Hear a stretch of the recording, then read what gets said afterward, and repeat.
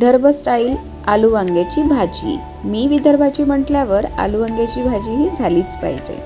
तेल जरा जास्त घालायचं, त्यामध्ये कांदा, आलं लसणाची पेस्ट घालायची, त्यानंतर कांदा लसूण मसाला टाकलेला आहे, धने पावडर टाकलेला आहे आणि हळद, तिखट, मीठ फोडणी साधीच असते पण जरा झणझणीत, तिखट जरा जास्त असतं थोडंसं।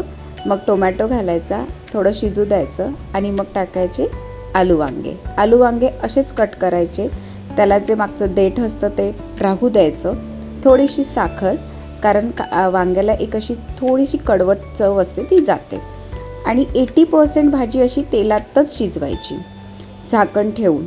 आणि नंतर हे गरम पाणी घालायचं, तुम्हाला जेवढा रस्सा हवा असेल तेवढा इथेच करायचा, आणि झाली तुमची मस्त आलू वांग्याची भाजी तयार। Thank you. Please like and subscribe.